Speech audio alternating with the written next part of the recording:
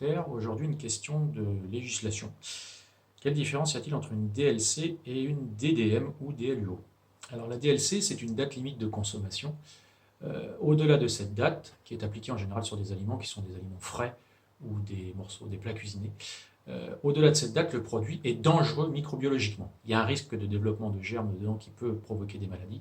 Pour faire simple, on attrape la diarrhée et d'autres choses comme ça. Ça peut être beaucoup plus dangereux que ça. Donc au-delà de la date, on ne consomme pas ces produits. Il y a un risque microbiologique avec des salmonelles, avec des listeria, des staphylocoques, des Escherichia coli. J'en passe et des meilleurs.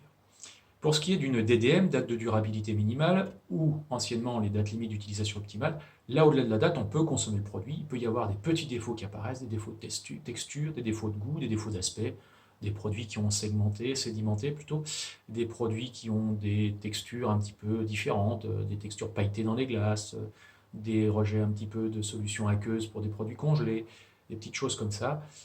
Pour certains produits, au-delà de la date, il peut même être meilleur. C'est-à-dire qu'un fromage, au-delà de sa date de péremption, au-delà de sa DDM, peut être plus fort.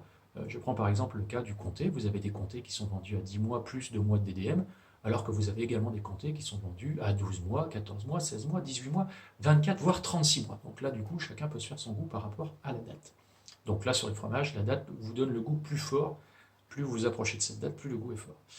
Pas de risque microbiologique sur ces produits-là au-delà de la date. Ça concerne plutôt les produits, donc je vous disais les fromages, les produits fermentés, les conserves, les produits congelés, surgelés.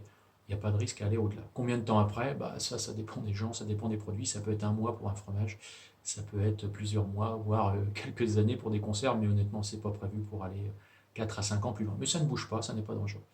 Voilà, si vous voulez tout savoir sur les produits alimentaires, je vous invite à aller sur le site de l'école, emilia-ensmic.fr. Quant à moi, je vous dis à bientôt pour une nouvelle Minute Techno.